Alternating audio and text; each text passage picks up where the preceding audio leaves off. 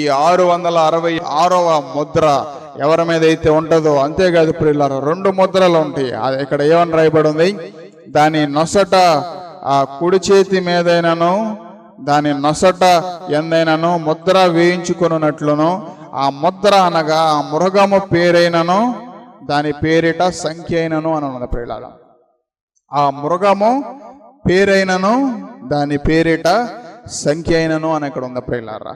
కాబట్టి అంత్యక్రీస్తు ఏం చేస్తాడంటే అందరినీ కూడా వచ్చి, మరొక జంతువు కూడా ఏం చేస్తుందంటే, ఇవన్నీ కూడా ఎప్పుడు జరుగుతాయి, విత్ ఇన్ ఫ్యూ డేస్లో ఇవన్నీ కూడా జరుగుతాయి.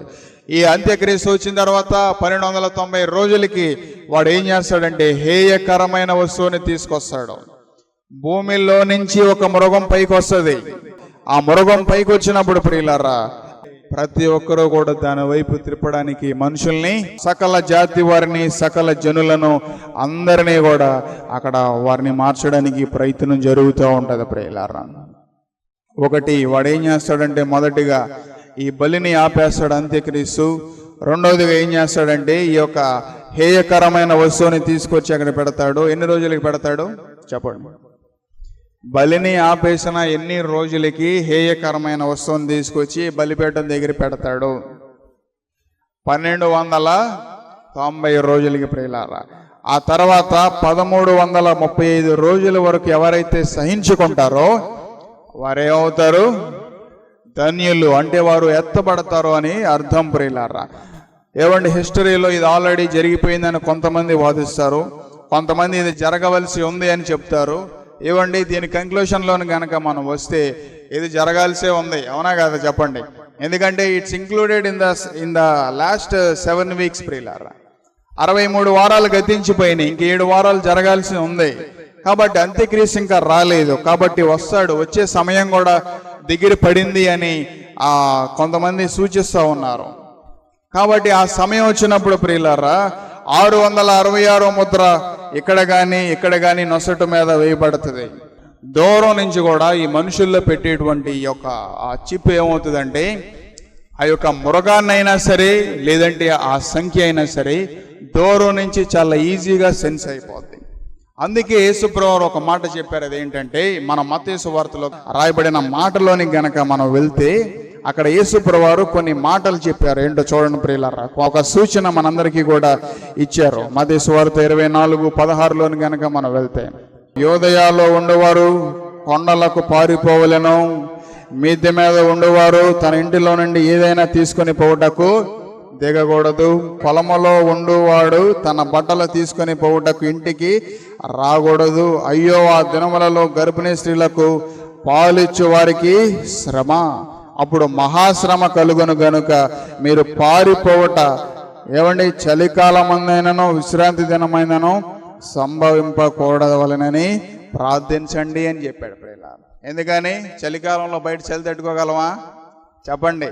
యేసుప్రభువారు చలిలో పుట్టి ఆ యొక్క చలి అక్కడ ఇంకా ఎక్కువ ఉంటది, చలి తీవ్రత. చలికాలం మందైనను విశ్రాంతి దినమందైనను అని ఉంది ప్రియులారా. ఎందుకంటే విశ్రాంతి దినంలో సువార్త ప్రకటించబడుతుంది. విశ్రాంతి దినంలో ఏమవుతుంది ప్రియులారా? సువార్త ప్రకటించబడుతుంది.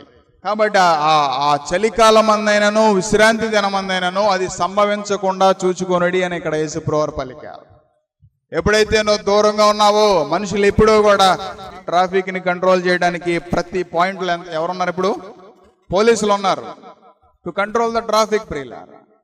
అలాగే ఒక రోజున ఏమవుతుందంటే, ఎవరైతే ఈ నొసట మీద కానీ చేతి మీద కానీ ఈ ముద్ర ఉండదో ప్రియులారా, వారిని పట్టుకోవడానికి అంత్యక్రీస్తు అనేవాడు ఏం చేస్తాడంటే ఒక ఆజ్ఞ జారీ చేస్తాడు, ఒక జీవో పాస్ చేస్తాడు.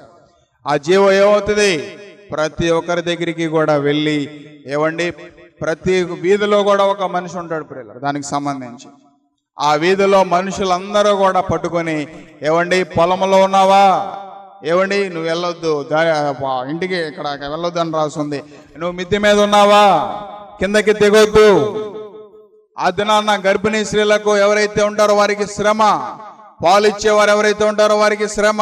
పాలు ఇచ్చేవారంటే ఇంటింటికి పాలు తిరిగే వాళ్ళు కాదు, పసిపిల్లలకి పాలు ఇచ్చేవారు ఎవరైతే ఉంటారో వారికి ఏంటిది? శ్రమ. అలాంటి మహాశ్రమలు కలిగేటువంటి దినాలు వస్తాయి. ఎందుకని ఎవరైతే దీన్ని ధరించరో ప్రియులారా, నొసట మీద కానీ ఎక్కడ కానీ ఆ ముద్ర ఎవరిలో అయితే ఉన్నదో వారందరినీ కూడా తీసుకెళ్లి వెంటనే ఏం చేస్తారు? ఆ ముద్ర వేసేస్తారు, లేదనుకుంటే వారిని మరణానికి అప్పగిస్తారు ప్రియులారా. అలాంటి భయంకరమైనటువంటి దినాలు చోటు చేసుకుంటాయి. ఈ అంత్యక్రీస్తు అనేవాడు వచ్చి ఏం చేస్తాడంటే అలాంటి భయంకరమైనటువంటి పరిస్థితులు, శ్రమల్ని తీసుకొస్తాడు. ఇదంతా కూడా కేవలం ఒక 45 రోజుల వ్యవధిలో ఎప్పుడైతే ఆ హేయకరమైన వస్తువుని తీసుకొస్తాడో ఈ లోపే ప్రపంచాన్ని అంతటినీ కూడా ఆయన వైపు తిప్పుకుంటాడు. ఈ లోపే సమస్తాన్ని కూడా ఆయన వైపు తిప్పుకుని ఆయన ఎదురుగా ఉంచుకుంటాడు ప్రియులారా. ఎవరైతే లోబడరో, ఎవరైతే బలంగా ఉంటారో, ఎవరైతే విశ్వాసంలో ఆత్మీయతలో బలంగా ఉంటారో వారందరినీ కూడా పట్టుకుని తన వైపు తిప్పుకోవడానికి ఆశపడతా ఉంటాడు ఈ యొక్క అంత్యక్రీస్తు ప్రియులారా.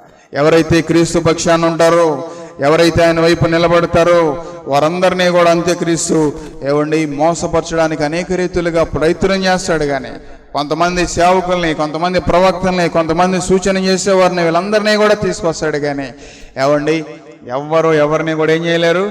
మోసపరచలేరు ప్రియులారా. ఆ టైంలోనే ఏమవుతారంటే ఏలియా తర్వాత ఇంకొక భక్తుడు, కొంతమంది హానోకు అని చెప్తారు, కొంతమంది మోషే అని చెప్తారు. ఆ ఇద్దరు ప్రవక్తల్లో ఎవరన్నా, ఆ ముగ్గురులో ఎవరో ఒక ఇద్దరు ప్రవక్తలు ఏం చేస్తారు? మరలా వస్తారు. వారు మరలా యెరూషలేముకు వస్తారు. అదంతా కూడా ఒక పెద్ద అంశం కాబట్టి దాని గురించి కూడా మనం ఒక వారం ధ్యానం చేసుకుందాం.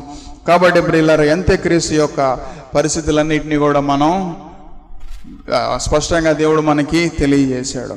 కాబట్టి ఉదయకాల సమయంలో ప్రియులారా, ఎంతమంది ఇంకా క్రీస్తుకి దూరంగా ఉన్నవారు ఉన్నారు?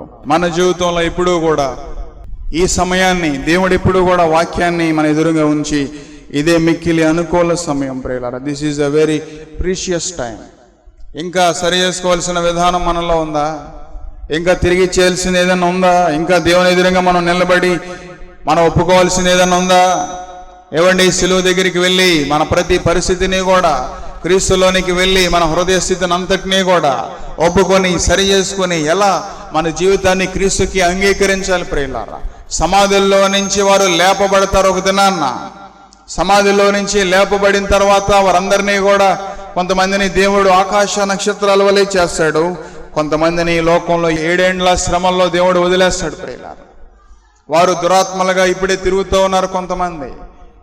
కొంతమంది సరైన ఆత్మీయత లేనప్పుడు, అన్యులతో కలిసినప్పుడు, నామకాదులతో కలిసినప్పుడు, భక్తిహీనులతో కలిసినప్పుడు ఈ దురాత్మలు అనేవి ఏం చేస్తూ ఉంటాయి అంటే మనల్ని ఎప్పుడు కూడా మోసపరుస్తూ ఉంటాయి ప్రియులారా. అంత్యక్రీస్తు ఇంకా రాలేదు కదా అని మీరు అనుకోమాకండి. అంత్యక్రీస్తు యొక్క సూచనలు, అపవాది యొక్క క్రియలు, అపవాది యొక్క కార్యాలు ఎప్పుడో ప్రారంభం అయిపోయినాయి. ఏనాడైతే క్రీస్తు ఆరోహణమై వెళ్ళిపోయాడో ఆనాటి నుంచే అపవాది యొక్క ప్రక్రియ అంతా కూడా ముందుకు వస్తూ ఉన్నాయి. ఈ రోజుకి కూడా సమాజంలో అనేక రీతులుగా మోసాలు జరుగుతూ ఉన్నాయి ప్రియులారా. దేవుని పేరట జరిగే మోసాలు ఎన్నో ఉన్నాయి. దేవుణ్ణి అడ్డం పెట్టుకుని ఈ రోజున చాలా మంది యొక్క మనుషుల స్వభావాలు ఈ వాక్యం చదివిన తర్వాత నాకు అర్థమైంది కొన్ని విషయం. వాక్యాన్ని నేను ధ్యానిస్తున్నప్పుడు నాకు తెలిసిన కొంతమంది దేవుని స్థానంలోనికి వెళ్ళి అక్కడ కూర్చుని వారు ఎలాంటి పరిస్థితుల్లో మనుషులందరినీ కూడా వాళ్ళ వైపు తిప్పుకుంటున్నారంటే, ఒక రోజున మా డాడీకి ఒక ఆయన ఫోన్ చేశాడు. ఫోన్ చేసి ఆయన వేసిన ప్రశ్న ఏంటో తెలుసా? చాలా విచిత్రమైనటువంటి ప్రశ్న. ఈ రోజున నువ్వు ఇంత స్థాయిలోకి వెళ్ళడానికి కారణం ఎవరు అని ఒక ప్రశ్న వేశాడు. చెప్పండి, ఎవరెవరిని దీవించగలరు చెప్పండి. మీరు చెప్పండి, మీరు విశ్వాసులు కదా. ఎవరిని దీవించగలరో? మేము మిమ్మల్ని దీవించగలమా చెప్పండి. మీరు మమ్మల్ని దీవించగలరా? పౌలు నాటాను, అపోలో ఏం చేశాను? నీళ్లు పోసాడు. కార్యాభివృద్ధి కలగజేసింది ఎవరు? నాటిన వాని యందు ఏమీ లేదు, నీరు పోసిన వాని యందు ఏమీ లేదు, కార్యాభివృద్ధి కలగజేసిన వాడు దేవుడే అన్న ప్రియులారా. బైబిల్లో అంత భక్తులే మూడాకాశానికి వెళ్ళొచ్చి అంత భక్తులే అంత తగ్గించుకొని ఆ మాట రాశారు, అవునా కదా? కానీ ఈయనేసిన ప్రశ్న, నువ్వెంత దీవించబడడానికి, నువ్వెంత స్థాయిలోకి వెళ్ళడానికి కారణం ఎవరు అనేసాడు ప్రియులారా ప్రశ్న. దానికి ఏం చెప్పాలి ప్రియులారా సమాధానం? మా డాడీ దేవుడు అన్న మాట పలికాడు. ఆ మాటకు ఆయన ఎంత సీరియస్ అయ్యాడు తెలుసా? నేను ఈ రోజున ఎలాంటి స్థానంలో ఉండడానికి కారణం ఎవరో? దేవుడు. మా వల్ల మీకు దీవెన వస్తుందని ఎప్పుడు అనుకోమాకండి ప్రియులారా. మా వల్ల మీకేదో లాభాలు వస్తాయని ఎప్పుడు తలంచుకోమాకండి ప్రియులారా. We are nothing. మేము కూడా ఏవండి కేవలం మనుషులమే. వీఆర్ యూజ్లెస్ ప్రియులారా. దేనికి పనికిరానిటువంటి ఏవండి పాత్రల్ని దేవుడు ఎన్నుకుంటాడు. అలాంటి పాత్రల్ని నిలబెట్టి, ఎందుకంటే వారు ఉన్నది ఉన్నట్టుగా చెప్తారనేటువంటి భావనతో ఏవండి పనికిరాని వారిని, దరిద్రుల్ని దేవుడు ఎన్నుకుంటాడు ప్రియులారా. కాబట్టి మనుషుల వల్ల మనుషులకి దీవెన. అక్కడికి వెళ్తే మేము దీవించబడ్డాం, ఇక్కడికి వెళ్తే మాకు కార్యాలు జరిగినాయి, అక్కడికి వెళ్తే మాకేదో జరిగింది, ఇక్కడికి వస్తే మాకేదో జరగలేదు, ఇవన్నీ ఎక్కడా ఉండవు ప్రియులారా. ఇట్స్ బేస్డ్ ఆన్ యువర్ ఏమండి హోలీనెస్ ప్రియులారా. అది నీ నీతి మీద, నీ పరిశుద్ధత మీద అది ఆధారపడి ఉంటుంది. కాబట్టి నీ జీవితంలో దేవుని వాక్యానికి ఎలాంటి స్థానాన్ని, ఎలాంటి విలువని ఇస్తా ఉన్నావు. కాబట్టి అంత్యక్రీస్తు ఏం చేస్తాడంటే సమస్తాన్ని కూడా ఆయన వైపు తిప్పుకుంటాడు ప్రియులారా. దేవుడు ప్రతి ఒక్కరిని కూడా చూస్తూ ఉన్నాడు. ఉదయకాల సమయంలో దేవుడు నిన్ను, నన్ను, అందరినీ కూడా చూస్తూ ఉన్నాడు ప్రియులారా. చాలా ప్రాముఖ్యమైనటువంటి మాట ఒకటి బైబిల్లో ఈ రోజున, బహుశా అది మీరు చూశారో చూడలేదో కానీ నేను మీకు జ్ఞాపకం చేయాలనుకుంటున్నాను. అది ఏంటో తెలుసా? దేవుడు ముందుగానే మనకు అన్ని విషయాలు తెలియజేస్తాడు. దేవుడు ఆయన చిత్తాన్ని తెలియజేస్తాడు. దేవుడు ఆయన ప్రణాళికను తెలియజేస్తాడు. దేవుడు మనల్ని నడిపిస్తాడు. ఆయన వాక్కును మనకు తెలియజేస్తాడు. ఆయన వాక్కుని మీరు గనక మనం విన్న తర్వాత కూడా మన చెవులు పదే పదే దేవుని సువార్తని విన్న తర్వాత కూడా మన ఇష్టానుసారంగా మనం గనక వెళితే, మన ఆలోచనతో గనక మనం వెళ్తే, మన జ్ఞానంతో గనక మనం వెళ్తే ఎలాంటి పరిస్థితి మనకు ఎదురవుతుందో తెలుసా ప్రియులారా? సామెతల గ్రంథం 1వ అధ్యాయం 23వ వచనంలోని గనక వెళ్తే అక్కడ ఏమని రాయబడి ఉందో చూడండి ప్రియులారా. నా గద్దింపు విని తిరుగుడి, ఆలకించుడి, నా ఆత్మ మీ మీద కుమ్మరించేదను, నా ఉపదేశమును మీకు తెలిపేదను. నేను పిలవగా మీరు వినకపోతిరి, నా చేయి జాపక ఎవరనో లక్ష్య పెట్టకపోయిరి, నేను చెప్పిన బోధ ఏమయ్యో మీరు వినక త్రోసివేసితిరి, నేను గద్దింపగా లోబడకపోతిరి, కాబట్టి మీకు అపాయము కలిగినప్పుడు నేనేం చేస్తాను? నవ్వేదను అని ఉంది ప్రియులారా. ఎవరండి నవ్వేది? మనల్ని చూసి దేవుడే స్వయంగా నవ్వుతాడు. ఎందుకని? నేను గద్దించగా మీరేం చేశారు? ఏవండి వినలేదు. నేను చేయి జాపగా ఎవరేం చేయలేదు, లక్ష్య చేయకపోయేరే. ఎన్నిసార్లు దేవుని సువార్త నీ మధ్యలోనికి వచ్చి, ఎన్నిసార్లు దేవుని వార్త మనకి వినబడి ప్రియులారా, ఆయన దినమంతయు కూడా ఏం చేస్తూ ఉన్నాడు? చేతులు చాచి, ఏవండి నువ్వు వస్తావేమో అని ఆయన చేతులు నీ వైపు అలా చాచి ఉన్నాడు ప్రియులారా. But we are still behind. ఇంకా మనం క్రీస్తుకి దూరంగానే ఉన్నాం. ఇంకా లోకాశలతో, లోక తలంపులతో మనం అలా తిరుగులాడుతూనే ఉన్నాం ప్రియులారా. అలాంటప్పుడు లోబడినప్పుడు మనకి ఎలాంటి పరిస్థితి ఎదురవుతుందో చూడండి ప్రియులారా. ఏవండి 25వ వచనం చూడండి. నేను చెప్పిన బోధ ఏమయ్యో మీరు వినక త్రోసివేసితిరి, నేను గద్దింపక లోబడకపోతిరి. చూడండి, ఫస్ట్ దేవుడు మనకి వాక్యాన్ని బోధిస్తాడు, మనం వినలేదు. రెండవదిగా దేవుడు మనల్ని గద్దిస్తాడు, ఆ గద్దింపుని ఏం చేస్తాం? త్రోసేసాం ప్రియులారా మనం. ఆ తర్వాత కాబట్టి మీకు అపాయము కలిగినప్పుడు నేనేం చేస్తాను? నవ్వేదను అని రాసున్న ప్రియులారా. ఏవండి మీకు భయం వచ్చినప్పుడు నేను అపహాస్యము చేసేదను. చూసారా? This is a different angle from the God ప్రియులారా. దేవుని వైపు, దేవుడి నుంచి మనం తెలుసుకోవాల్సిన విషయం మరొకటి ఉంది బైబిల్. అదేంటో తెలుసా? అది ఇదే ప్రియులారా. దేవుడు నవ్వుతాడు, దేవుడు ఎగతాళి చేస్తాడు. ఎప్పుడు? ఎంత స్వార్థ విన్న తర్వాత కూడా, ఇన్ని విషయాలు విన్న తర్వాత కూడా. And maybe some of you are praying, మీరు ప్రార్థన చేస్తున్నారు బహుశా మీరు ఎన్నో సమస్యల కోసం. కానీ మనం గ్రహించుకోగలుగుతున్నాం ప్రియులారా, అయ్యో దేవుడు సిలువలో ఆయన చేతులు చాచి ఎంతగా ప్రయాసపడ్డాడే, మనం దాన్ని లక్ష్యం చేయలేకపోయామే. దేవుడు ఎన్నిసార్లు ఆయన వాక్యాన్ని మనకి వినిపించాడే, అయినా సరే మనం దాన్ని త్రోసివేశామే. దేవుడు ఎన్నిసార్లు ఆయన గద్దింపుని మన దగ్గరికి పంపించాడే, అయినా సరే మనం దాన్ని తీసుకోలేదే ప్రియులారా. అలాంటప్పుడు మనకి అపాయం కలిగినప్పుడు, అలాంటప్పుడు మనం బోర్న ఏడ్చి ప్రార్థన చేస్తాం. కానీ అలాంటి టైంలో దేవుడు ఏం చేస్తూ ఉన్నాడు మనల్ని చూసి? చెప్పండి ప్రియులారా, దేవుడు ఏం చేస్తూ ఉన్నాడు మనల్ని చూసి? నవ్వుతూ ఉన్నాడు ప్రియులారా. మనకు కలిగిన పరిస్థితులను బట్టి మనలో భయం కలిగినప్పుడు దేవుడు ఏం చేస్తూ ఉన్నాడు మనల్ని చూసి? అపహాస్యం చేస్తూ ఉన్నాడు ప్రియులారా. కొన్ని విషయాలు ప్రియులారా మనం ముందుగానే చెప్పినప్పుడు, పెద్దలు చెప్తూ ఉంటారు కొన్ని విషయాలు, ఏమండి వినరు కొంతమంది. దేవుని సేవకులు చెప్తారు కొన్ని విషయాలు, వినరు కొంతమంది ప్రియులారా. అలాంటప్పుడు దేవుడు కూడా నీ మొర్ర ఏం చేయడు? చెప్పండి, వినడు. అంతే. ఇది వాక్యం, ఇది స్పష్టం ప్రియులారా. బహుశా అందుకే ఏమండి, వాక్యాన్ని వినని వారు, వాక్యం తెలియని వారు, అన్యులైన వారు ఒకవేళ వారు ప్రార్థన చేస్తే దేవుడు ఒకవేళ వింటాడేమో కానీ ప్రియులారా, ఎందుకంటే వారికి వాక్యం తెలియదు కాబట్టి. వారికి కార్యాలు జరుగుతాయేమో బహుశా, ఎందుకంటే వారు దేవుని గద్దింపుని వాక్యాన్ని వారు వినలేదు కాబట్టి. కానీ ఈ రోజున ఎన్నిసార్లు మనం దేవుని వాక్యాన్ని విన్న తర్వాత కూడా దేవునికి మనం దూరం అయ్యామో ప్రియులారా. మనకి ఆపద కలిగినప్పుడు దేవుడు మనల్ని చూసి ఏం చేస్తూ ఉంటాడు? నవ్వుతాడు. అంతేకాదు, పరలోకంలో దూతలందరినీ అవండి పరిశుద్ధులందరినీ కూడా పిలిచి దేవుడు ఎగతాళి చేస్తాడు ప్రియులారా. ఎందుకని చూసావా, దేవుడికి హిస్టరీ అంతా ఉంటుంది. నువ్వు ఎన్ని ఆదివారాలు వచ్చావు నీకు తెలియకపోవచ్చు, కానీ దేవుడికి తెలుసు. నువ్వు ఎక్కడెక్కడ సువార్త అన్నావో దేవుడు నీకు తెలియకపోవచ్చు, కానీ దేవుడికి తెలుసు. అవన్నీ కూడా దేవుడిని ఎదురుగా పెడతాడు ఒక దినాన్న. ఇవ్వండి, మొన్న మధ్యన 2 వారాల క్రితం కూడా మీకు ఒక సందర్భాన్ని గుర్తు చేశాను. ఏదంటే తెలుసా? Never misuse the grace of God ప్రియులారా. దేవుని కృపని గనక మనం దుర్వినియోగం చేసుకున్నామా, దేవుని కృపే నిన్నేం చేస్తుంది? దుర్వినియోగం చేస్తుంది. చాలా మందికి తెలియదు ప్రియులారా ఆత్మీయత.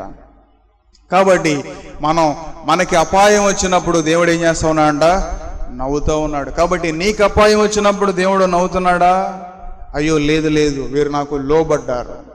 ఏవండి, నీతిమంతులకి అనేక ఆపదలు కలవు, కానీ వాటన్నిటి నుంచి తప్పించేవాడు యెహోవాయే.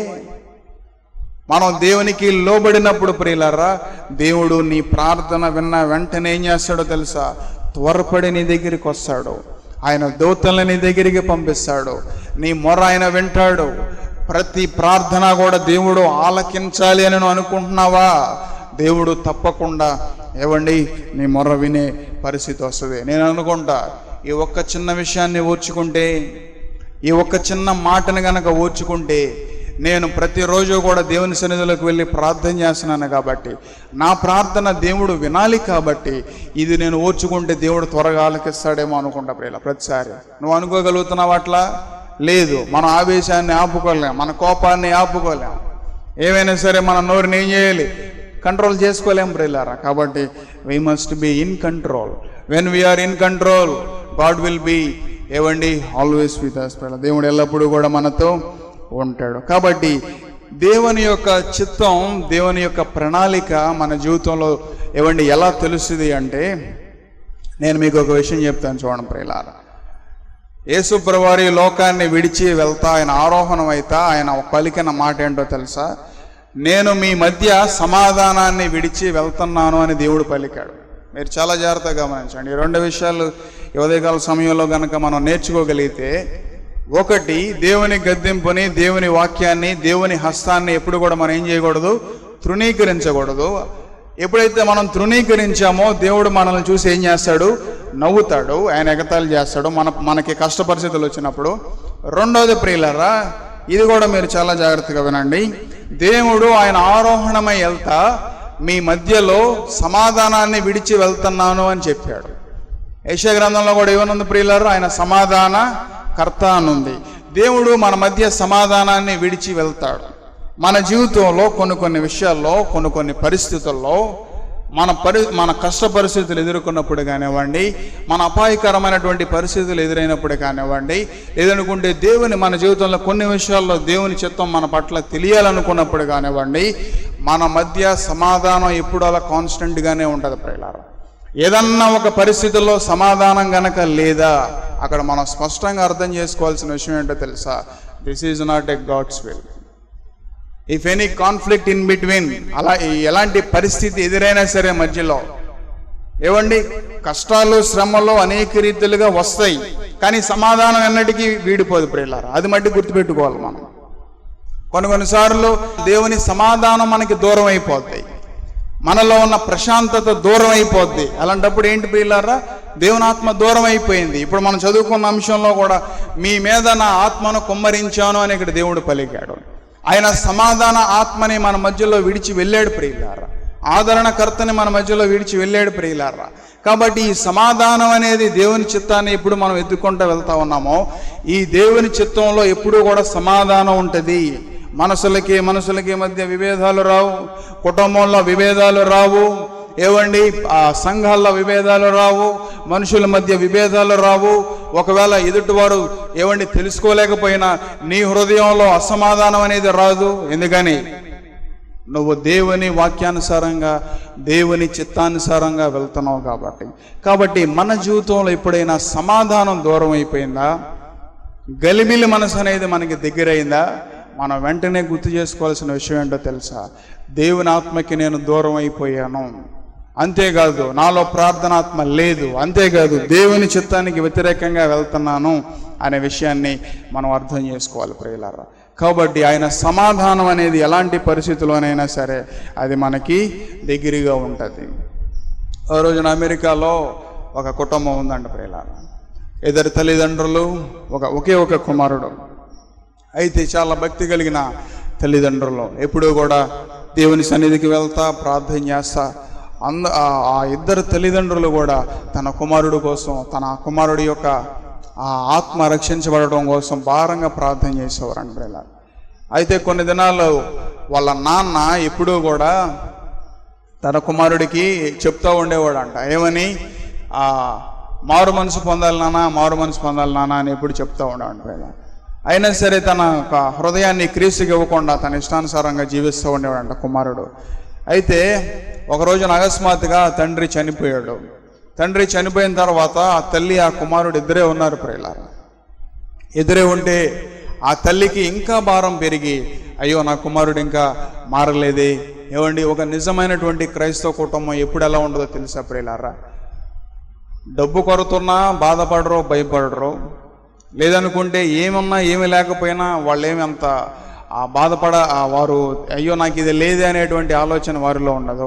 ఒక నిజమైనటువంటి క్రైస్తవ కుటుంబం ఎప్పుడూ కూడా మా ఇంట్లో అందరు రక్షించబడ్డారా లేదా, మా ఇంట్లో దేవుని రక్షణ ఉందా లేదా, మా ఇంట్లో దేవుని సమాధానం ఉందా లేదా, ఆ భారం ఎప్పుడు వారిలో కలిగి ఉంటుంది ప్రియులారా. అలాగే ఈ తల్లి తన కుమారుణ్ణి అనేక సార్లు కౌగిలించుకొని, నాన్న నువ్వు మారు మనసు పొందాలి, నువ్వు క్రీస్తుని అంగీకరించాలి అని చెప్తే ఆ కుమారుడు ఎప్పుడూ కూడా వాళ్ళ తల్లిని అసహించుకుంటా, తల్లిని తిట్టుకుంటా, తల్లిని దూషిస్తా తన ఇష్టానుసారంగా వెళ్ళిపోతా ఉన్నాడు కదా.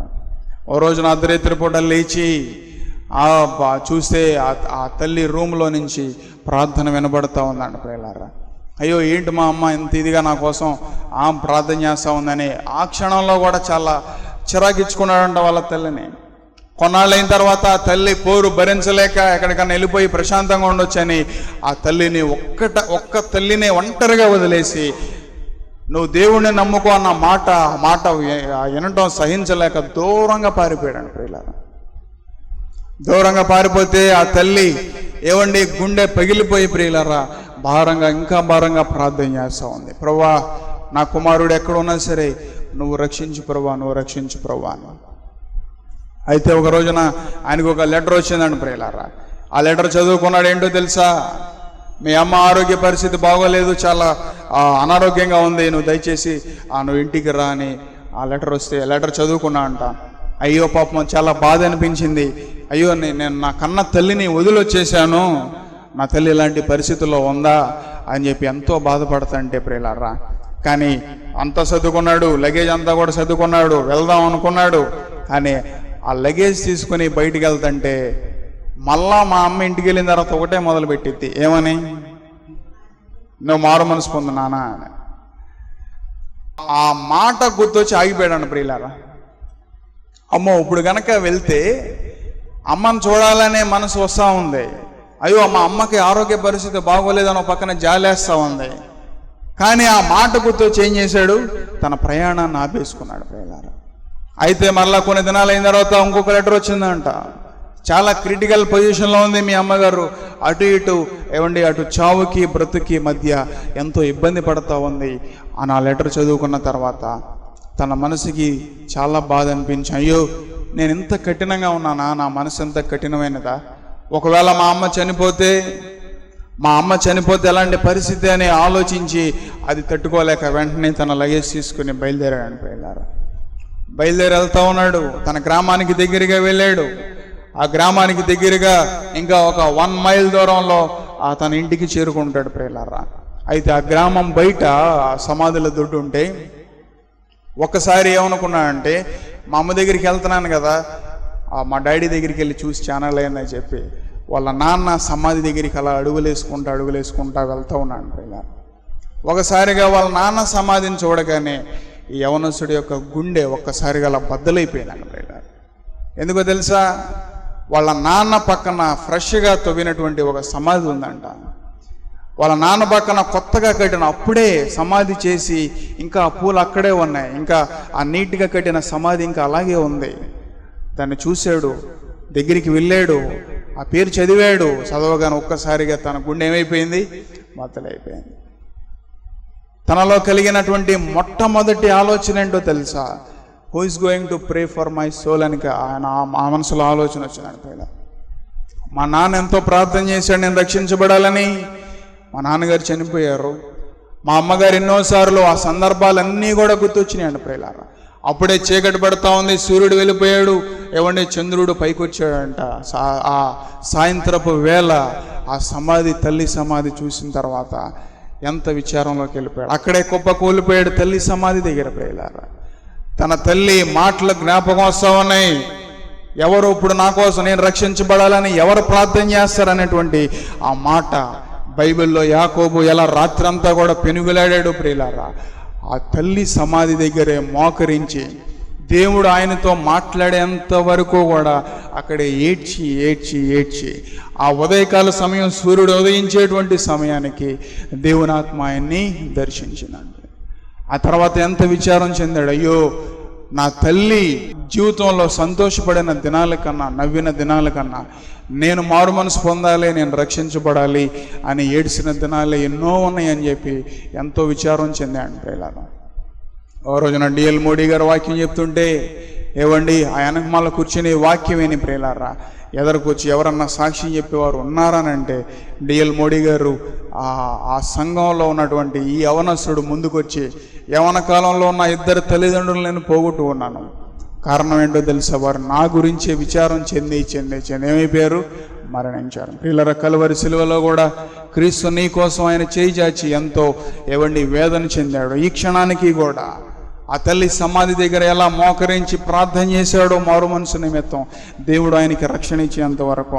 ఈ ఉదయకాల సమయంలో నువ్వు కూడా యేసుక్రీస్తు యొక్క సిలువ వైపు గనక తిరిగితే దేవుడు నిన్ను పట్టుకుంటాడు. ఆకాశంలో ప్రకాశించు నక్షత్రాల వలె, ప్రకాశించు జ్యోతుల వలె దేవుడు నిన్ను చూడాలి, నిన్ను చేయాలి అనుకుంటున్నాడు. మా అడ్రస్ LAF బెతెస్దా ప్రార్థనా మందిరం, స్విమ్మింగ్ పూల్ రోడ్, సర్కర్ తోట, మచిలీపట్నం, ఆంధ్రప్రదేశ్, కృష్ణా డిస్ట్రిక్ట్.